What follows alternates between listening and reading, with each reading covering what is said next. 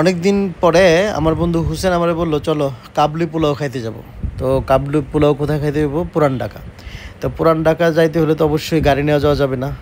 তারপর বাসাতে একটা সিএনজি নিলাম, সিএনজি দিয়ে শাহবাগ গেলাম, শাহবাগ দিয়ে তারপর আস্তে আস্তে টিএসসি হয়ে রিক্সা দিয়ে টিএসসির চত্বরগুলা দেখতে দেখতে ঢাকা ইউনিভার্সিটির সৌন্দর্য, বৃষ্টি ভেজা সব কিছু এগুলা দেখতে দেখতে যাওয়া শুরু করলাম। তো ওখান থেকে আমার সাথে আবার হুসেন অ্যাড হয়েছে টিএসসির সাথে। তো আমরা অনেক দিন পরে দুই বন্ধু একসাথে হইলাম। তো মেনলি ওর জন্যই কাবলি পোলাও খাইতে যাওয়া আর কি। তো ঢাকা ইউনিভার্সিটির পরে যখন আমরা পলাশির দিকে যাচ্ছিলাম, রাস্তাটা খুবই সুন্দর আর দিন খুবই ফাঁকা ছিল রাস্তাঘাট।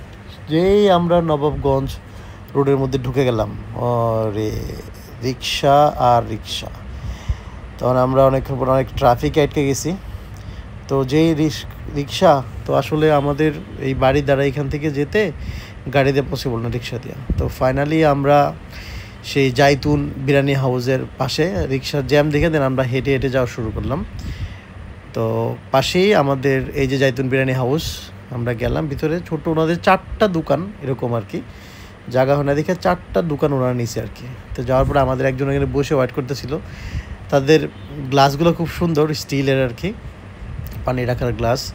আর ওখানে লোকজন ভিড়, প্রচুর পার্সেল হচ্ছিল এর জন্য। আর এই যে আমাদের ওদের মেনু সব ধরনের খাবারই আছে, তবে রান্নাটা ভালোই ছিল। তারপরে বিভিন্ন 4 ধরনের আমাদেরকে আচার, মানে ঝোল, খাসির রেজালার ঝোল, মুরগি রোস্টের ঝোল, এগুলো সব দিয়েছে। ফাইনালি আমাদের কাবুলি পোলাও আসছে হাতে। তো ডেকোরেশন যদি বলি, ওভারঅল খাবার পরিবেশন খুবই সুন্দর ছিল।